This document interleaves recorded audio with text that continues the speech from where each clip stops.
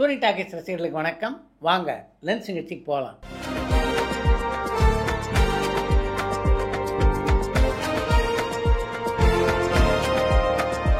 என்னம்மா முதல் கேள்வி? நடிகர் ரவி மோகன் அவருடைய குடும்பத்துக்கும் இந்த உலகத்துக்கும் ஏதோ சொல்ல வராரு. அது என்னன்னு உங்களுக்கு புரிஞ்சா சொல்ல முடியுமான்னு இலங்கையிலேருந்து ரியாஸ் கேட்டிருக்காங்க. ரியாஸ், என்னை விட நீங்கள் ரொம்ப ஷார்ப்பாக இருக்கீங்க அப்படின்னு நினைக்கிறேன்.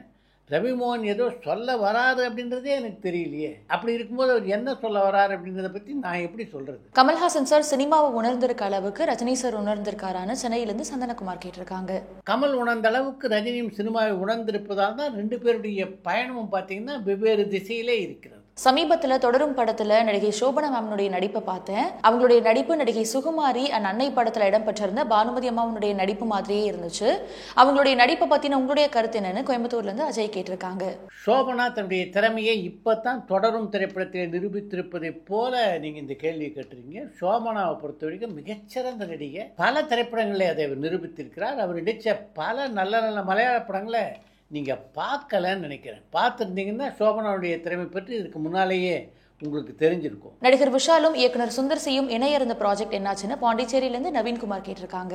மதகஜராஜா படம் வெளியான காலகட்டத்தில் சுந்தர் சியும் விஷாலும் இணைந்து ஒரு படம் பண்ண போவதாக பரபரப்பாக பேசிட்டு இருந்தாங்க. ஆனால் இப்போ அப்படி எந்த பேச்சுவார்த்தையும் அவர்களுக்குள்ளாக நடப்பதாக தெரியல. நடிகர் விஜயனுடைய தமிழக வெற்றி கழகத்தில் எந்த திரைப்பிரபலங்கள் எல்லாம் சேரதுக்கான வாய்ப்புகள் இருக்குன்னு அண்ணா நகர்ல இருந்து சங்கர் கேட்டிருக்காங்க. விஜயனுடைய கட்சியிலே எந்தெந்த திரைப்பிரபலங்கள்லாம் இணைய போகிறாள் அப்படின்றத பற்றி இப்போ யாருமே அறிவிக்க மாட்டாங்க அப்படின்னு தான் நான் நினைக்கிறேன்.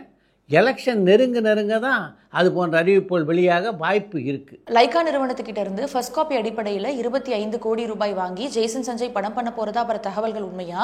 அப்பனா இயக்குனரா மட்டும் இல்லாம தயாரிப்பாளராகவும் அவர் அறிமுகமாக இருக்காரான்னு அம்பத்தூர்ல இருந்து சங்கர் கேட்டிருக்காங்க.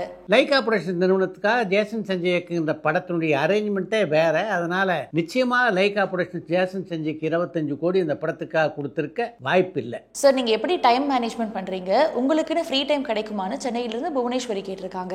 என்னை பொறுத்த வரைக்கும் ஃப்ரீ டைம் அப்படின்றதே கிடைக்கிறது இல்லை அப்படின்றது தான் உண்மை. சார், தமிழ்ல ஹரிதாஸ் அண்ட் சந்திரமுகி இந்த 2 திரைப்படங்கள்ல அதிக நாள் ஓடி சாதனை பண்ண திரைப்படம் என்ன அண்ட் அதிக வசூல் பண்ண திரைப்படம் என்னன்னு கடலாடியிலிருந்து பாலசுப்ரமணியன் கேட்டிருக்காங்க. ஹரிதாஸ் சந்திரமுகி ஆகிய 2 படங்களில் மிக அதிகமான நாட்கள் ஓடிய படமும் மிக அதிகமாக வசூலித்த படமும் சந்திரமுகி தான். பொதுவா அரசியல்ல இறங்குறதுக்கே நடிகர்கள் தயங்குவாங்க. அப்படி இருக்க யாருடைய தூண்டுதலின் பேரில் நடிகர் விஜய் இப்ப அரசியல்ல பயணிச்சுட்டு இருக்காருன்னு திருச்சியிலிருந்து ரவி கேட்டிருக்காங்க. விஜய் யாருடைய தூண்டுதலையும் அரசியல் இறங்கல. அவருக்கே அரசியல்ல இறங்க வேண்டும் என்ற எண்ணம் மிக நீண்ட நாட்களா இருந்து கொண்டே இருக்கிறது.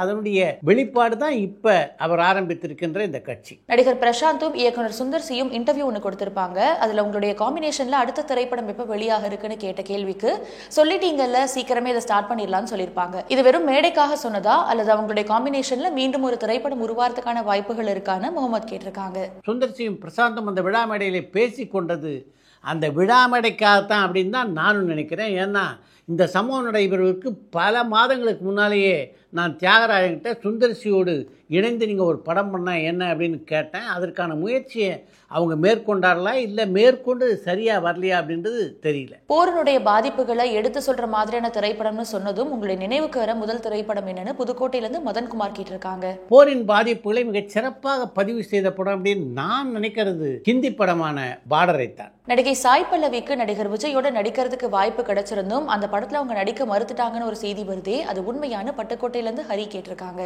சாய் பல்லவியை பொறுத்த வரைக்கும் இந்த நடிகரோடு நடிக்க வாய்ப்பு கிடைக்கிறது, அந்த நடிகரோடு நடிக்க வாய்ப்பு கிடைக்கிறது அப்படின்றதுக்காக எந்த படத்திலும் ஒப்புக்கொள்கின்ற நடிகை இல்லை. அவருக்கு அந்த படத்தினுடைய கதை பிடிச்சிருக்கணும், அவருடைய கதாபாத்திரம் பிடிச்சிருக்கணும். அப்பதான் சாய் பல்லவி ஒரு படத்தில் நடிக்க ஒப்புக்கொள்வார். நடிகர் கமல்ஹாசனோட லிப்லாக் காட்சிகள் இருக்குன்ற கட்டாயத்தினாலதான் நடிகை நதியா அவரோட சேர்ந்து படங்கள்ல நடிக்கவே இல்லையான்னு சென்னையிலிருந்து சந்தனகுமார் கேட்டிருக்காங்க. ஏதாவது ஒரு படத்துல கமல்ஹாசனுக்கு ஜோடியாக நதியா நடிப்பதற்கு பேசி அதுக்கப்புறம் அந்த டிராப் ஆயிருந்தா கூட இப்படி ஒரு கேள்வியை நீங்க கேட்டீங்கன்னா நியாயம். முழுக்க கற்பனையாக இப்படி ஒரு கேள்வியை நீங்க கேட்டீங்கன்னா என்ன நியாயம் இருக்கு அதுல? நடிகர் விஜய் அரசியலுக்கு வந்த பிறகு நீங்க அவர்கிட்ட கண்ட மாற்றம் என்னன்னு சேலம்ல இருந்து அன்பு கேட்டிருக்காங்க.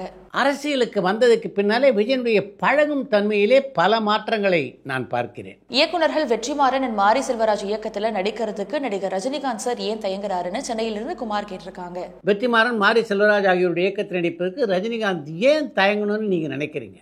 ரஜினியை பொறுத்த வரைக்கும் கதை பிடிச்சிருந்தா எந்த இயக்குனருடைய படமாக இருந்தாலும் அவர் நடிப்பார். பல புது இயக்குனருடைய படங்கள்லேயே நடிக்கிறார் அவர். அப்படி இருக்கும்போது ஏற்கனவே தங்களுடைய திறமையை நிரூபித்த இயக்குனர்களான இவங்களுடைய படங்கள் நடிக்கிறதுல ரஜினிக்கு என்ன தயக்கம் இருக்குன்னு நீங்கள் நினைக்கிறீங்க? விஜய் டிவி புகழோட ஜூ திரைப்படம் என்ன ஆச்சு, எதனால் இன்னும் ரிலீஸ் ஆகாமல் இருக்கு, படத்தை பற்றின அப்டேட் ஏதாச்சும் இருந்தால் ஷேர் பண்ண முடியுமான்னு பாலக்கோட்லேருந்து ஜான் கேட்டிருக்காங்க. விஜய் டிவியின் மூலம் பிரபலமடைந்த புகழ் நடித்த மிஸ்டர் ஜூ கீப்பர் அப்படின்ற படம் எப்போ வெளியாக அப்படின்றத பற்றி நானும் பல மாதங்களாக அந்த படத்தினுடைய இயக்குனரான சுரேஷ்ட கேட்டுகிட்டே தான் இருக்கேன். அவருக்கே அந்த படத்தினுடைய வெளியீட்டு தேதி தெரியல அப்படின்றது தான் நிலைமை. செல்வி ஜெயலலிதா மேம அம்மா ஜெயலலிதான்னு கூப்பிட எப்போ ஆரம்பிச்சாங்கன்னு சென்னையிலேருந்து சந்தனகுமார் கேட்டிருக்காங்க. தமிழக மக்களுடைய நலனை மனதிலே கொண்டு ஜெயலலிதா அமுலுக்கு கொண்டு வந்த பல திட்டங்கள் தான் அவரை அம்மா என்று அவர்களை அழைக்க வைத்தது. கேபி சார் படத்துல தேவிகாமா நடிச்சிருக்காங்களான்னு சென்னையிலிருந்து குமார் கேட்டிருக்காங்க. கே பாலச்சந்தருடைய திரைக்கதை வசனத்திலே உருவான நீலவானம் அப்படின்ற படத்தில் தேவிகா நடிச்சிருக்காங்க. ஆனால் அவருடைய இயக்கத்தில் எந்த படத்துலையும் நடிக்கலை.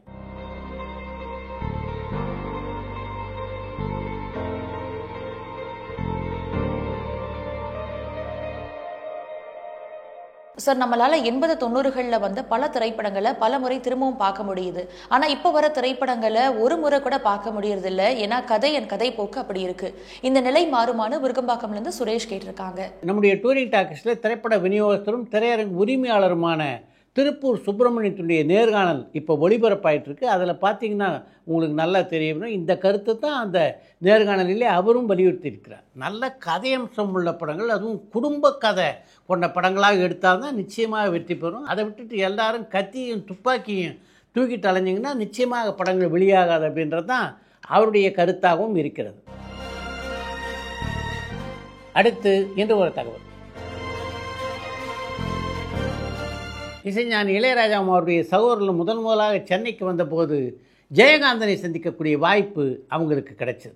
அவருடைய வீட்டிலே அவர்களை சந்தித்தவர்கள், உங்களை நம்பித்தான் நாங்கள் சென்னைக்கே வந்திருக்கிறோம் என்று ஜெயகாந்தனை பார்த்து சொல்ல கடும் கோபத்துக்கு ஆளானார் ஜெயகாந்தன். என்னுடைய அனுமதி இல்லாமல் என்ன நம்பி நீங்கள் எப்படி வரலாம், நீங்கள் உங்களை நம்பணும் என்று கர்ஜித்தார் ஜெயகாந்தன். ஆரம்பத்தில் இளையராஜாவை பார்த்து அப்படி கர்ஜித்த ஜெயகாந்தன் இளையராஜா பிரபலமானதுக்கு பின்னால் ஒரு காலத்தில் சினிமாவை தேடி இளையராஜா வந்தார், இப்போ சினிமா அவரை தேடி போய்கொண்டிருக்கிறது என்றார். இளையராஜாவை நான் ஏன் மதிக்கிறேன்னா, சும்மா பீன்னு ஊதி விளையாடிக்கிட்டு கேன பசங்களாக இருந்தவங்க கிட்ட நல்லா ஆடுங்கடான்னு இசையை கொண்டு போய் சேர்த்திருக்கிறார். எல்லாவற்றையும் மக்களிடம் கொண்டு போய் சேர்க்கின்றவன் தான் பொது உடைமைவாதி. இளையராஜாவின் இசையை இன்று உலகமே ரசிக்கிறது.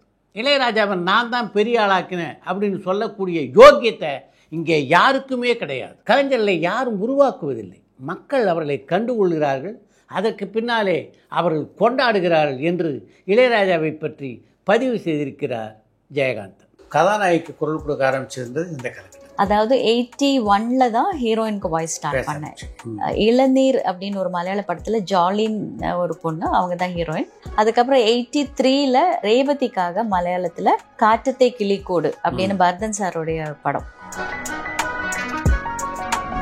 பரதன் சார் டைரக்டர்னால ரேவதி நடிச்சிருக்காங்க. மோகன்லால் சார் காம்பினேஷன் ரொம்ப டென்ஷனாக தான் இருந்தது, சேலஞ்சிங்காக இருந்தது. ஏன்னா லால் சார் வந்து டயலாக்ஸ் எல்லாம் அப்படி அவர் ஃபிங்கர் டிப்ஸில் அவருக்கு டயலாக்ஸ் எல்லாம். எனக்கு அப்போ மலையாளம் எழுத தெரியாது.